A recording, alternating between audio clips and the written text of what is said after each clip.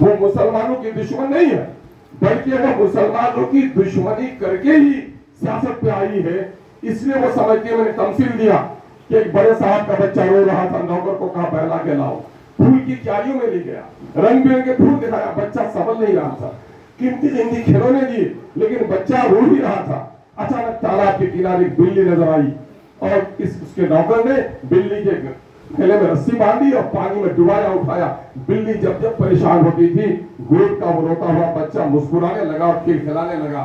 तो जब भी वो बच्चा जब शरारत करे तो माँ यही कहती है नौकर से, खिलौने नहीं, बिल्ली का बच्चा है तो जरा डुबा दो पानी में, बच्चे का दिल बहल जाएगा। ठीक बीजेपी वही काम कर रही है। जब इसका इकबाल गिरता है, जब आवाज इसके खिलाफ होती है, कहीं न कहीं से मुसलमानों की दाढ़ियों का, मुसलमानों की मस्जिदों का, मुसलमान के कब्रिस्तानों का ये सौदा करने लगती है।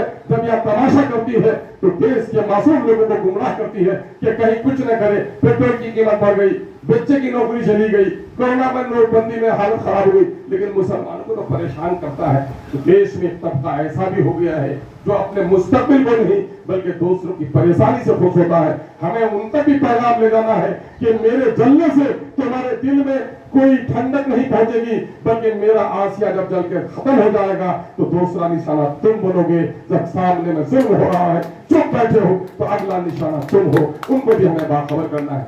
इन तमाम तर आज़म इरादे के साथ आज एक नई ताजगी और नई तवानाई के साथ हम लोगों ने अज़्म लिया है कि अपनी पार्टी को आगे बढ़ाएंगे। आने वाले इलेक्शन में हम लड़ेंगे।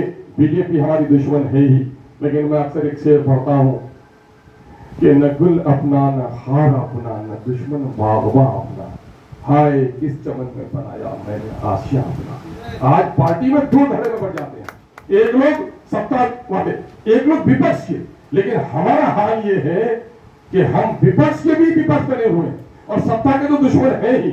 इसलिए हमें कुछ ज्यादा काम करने की जरूरत है। मेरे अजीज और मेरे भाई और मेरे मोहसिनों, मैं कोई जज्बाती गुफ्तगू नहीं कर रहा हूँ, बल्कि मेरी आंखें जो देख रही हैं कि अगर आपने अपनी सियासी क़यादत खड़ी नहीं की, आंखें खोलो और देखो कि बिहार में जिन लोगों ने भी अपनी सियासी क़यादत बनी, 90 से पहले जादवों की हालत क्या थी, आज जादव कहाँ खड़ा है। कल तक बड़े जात के सामने में उनकी हालत बिल्कुल पिछड़ों की थी, अदब से खड़े रहने वालों की थी, अहिल की थी। लेकिन गद्दी में लालू बैठे तो तकदीर बदल गई जादव भाइयों की। मायावती गद्दी पर बैठी तो तकदीर बदल गई हमारे पसमानदा जात के लोगों की। और मुसलमानों ने अपनी सियासी जमात बनाई केरल में और फिर तेलंगाना में, तो तकदीर उनकी भी बदली है। एक ऐसा आजमाया हुआ नुस्खा है कि इसके लिए किसी से दलील की जरूरत नहीं, आपकी आंखों के सामने में सच्चाई है। अगर आपके अंदर में मिल्ली गैरत है, और जरूर इंशाल्लाह जरूर है, आपके अंदर में कौमी गैरत है, तो इस मुल्क में एक बेहतरीन सियासी मुतबादिल लाने के लिए, अगर मिल्ली गैरत है तो अपने मिल्लत के तहफ़्फ़ुज़ के लिए, अगर शख्सी गैरत भी बाकी है तो अपने वजूद को एक सही काम में लगाने का अज़्म कीजिए और एमआईएम के लिए खून पसीना एक कीजिए। हालांकि इस वक्त हमारे भाई जनाबे राणा साहब इस वक्त वो जख्मी शेर की तरह है। शेर तो आम दिनों में गुस्सा रखता है, लेकिन जब जख्मी हो जाता है तो जख्मी शेर बड़ा पागल होता है, अपने दुश्मनों को बड़ी आसानी से निशाना बनाता है और वो काम बखूबी कर रहे हैं। और मैं हार गया तो मुझे इस हार का गम नहीं है। वक्ती तौर पर इंसान को सदमा तो होगा, सदमा हुआ है, लेकिन मैं समझता हूँ कि जो कुछ भी होता है ऊपर वाले के फैसले से होता है। हजरत यूसुफ अलैहिस्सलाम को सौतेले भाइयों ने कुएं में डाल दिया था, कुएं से तो मौत करीब थी ना, लेकिन अल्लाह की शान देखिए कि मिस्र के तख्त पे जलवा फरोज हो गए। तो मुमकिन है कि अल्लाह तबारक तआला ने, अक्सर आदिल कहते हैं सर आप दिल्ली जाते तो सीना चौड़ा रहता, लेकिन आफ्ताब साहब कहते हैं अल्लाह को कोई और चीज मंजूर है कि अभी बिहार में लड़ाई लड़नी है।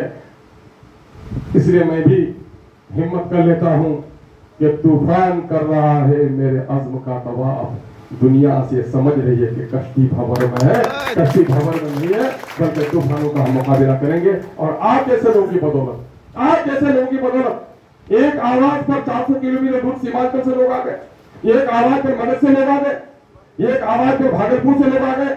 ये इस बात की अलामत है कि बहुत सारी पार्टियां, हाँ एक बात है मेरे भाई, एक अंग्रेज एक शायर था, सवेरे सवेरे एक फकीर सौदा उससे हाथ मिलाया, फिर हाथ फैलाया कि कुछ सिक्के दे दो, भूखा हूं। तो उसने जेब में हाथ रखा लेकिन जेब खाली था, और जेब खाली थी, और नतीजा ये हुआ कि उसने कहा ये शायर और सवाल किया है, मैं जेब में कुछ है भी नहीं। तो उसने दौड़ कर उसे गले से मिला लिया, कहा मेरे दोस्त, आज इस मोहब्बत के सिवा मेरे पास देने के लिए कुछ भी नहीं है। मेरे भाइयों, राजद और कांग्रेस के पास जाओगे ओहदे तो मिलेंगे, कब्रिस्तानों के सरदारी मिल जाएगी। क्या भाई, बोले राजद में थे हम तो वहां ये थे, महासचिव थे, वहां प्रखंड महासचिव थे, वहां राष्ट्रीय महासचिव थे।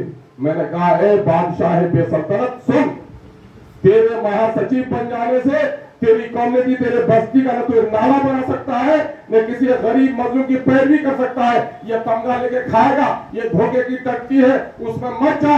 अगर एमआईएम में शामिल होता है, ये वर्कर भी रहेगा, तो मैं समझता हूँ इस मुल्क में मस्जिदों की तामीर और मंदिरों की हिफाजत के लिए जो उनको सवाब मिलेगा, उससे कहीं ज्यादा सवाब एक साल क़यामत को खड़ा करने के लिए मिलेगा, और दुनिया में नहीं तो आखिर में जरूर इसका मिलेगा। इसलिए आपसे गुजारिश करना चाहते हैं,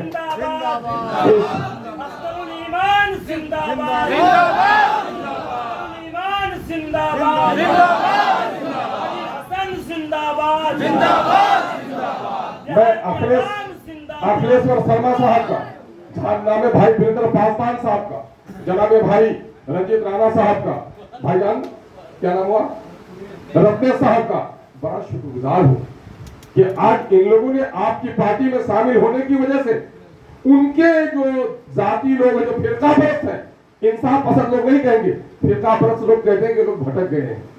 ये लोग भटक नहीं गए हैं, बल्कि सच्ची बात ये है कि जो गैर मुस्लिम आज एमआईएम में शामिल है, वो पुराने भारत को बाकी रखना चाहता है, जिसमें हिंदू मुसलमान बहुत। हमने बीजेपी के साथ हमारा ताल्लुक रखते हो, बेवकूफे, नादानो, जालिमो, तुम्हें शर्म नहीं आती, तुम्हें गैरत नहीं आती। बीजेपी ने मुसलमानों की मस्जिदों को निशाना बनाया है, मुसलमानों की दाढ़ियों को निशाना बनाया है, मुसलमानों की टोपियों को निशाना बनाया है, कब्रिस्तानों को निशाना बनाया है, औकाफ की जमीन का निशाना बनाया है। कोई माई का बेटा है, जन्म लिया है, आके बता दे कि एमआईएम ने किसी गैर मुस्लिम को कभी निशाना बनाया होगा, कभी मंदिर को निशाना बनाया होगा। बल्कि एमआईएम का यकीन है कि हम इस मुल्क में जीते हैं तो इस मुल्क में अपनी जान और माल की नहीं, बल्कि इस मुल्क में बसने वाले हर इंसान के हम भाई हैं। कोई मस्जिद को तोड़ेगा भी तो हम आवाज उठाएंगे, लेकिन कोई मंदिर को भी तोड़ेगा तो अपनी गर्दन कटाकर मंदिरों की हिफाजत करेंगे। हमारा तो फैसला ये है, तुम जालिमों के साथ मुकाबला करते हो। हमने जज्बात में कुछ बातें कह दी हैं और न जाने जुनून में कह गया क्या क्या, लेकिन सच यही है कि अक्ल अय्यार है, 100 भेष बना लेती है। इश्क बेचारा न मुल्ला न जाहिद न हकीम। मौलाना लोग मुल्ला इस मामले में नहीं समझेंगे, दरअसल मसलहत पसंद लोगों के लिए कहा अल्लामा इकबाल ने कि हम लोगों के अंदर का तब तक जज्बा नहीं होगा, हम काम नहीं कर सकते हैं। एमआईएम आपको मिल्ली गैरत की दावत देती है, शख्सी गैरत की दावत देती है, और ये कौमी गैरत के झंडे को पूरे भारत में मजबूती से लहराने की दावत देती है। फख्र के साथ इसका मेंबर आप बने हैं, दूसरों को मेंबर शादी कीजिए। अपना कुंबा जितना बड़ा होगा, अपना हिस्सा उतना ही अच्छा होगा। बहुत बहुत शुक्रिया। अस्सलाम वालेकुम, आदाब, हिंदुस्तान जिंदाबाद, एमआईएम जिंदाबाद, जिंदाबाद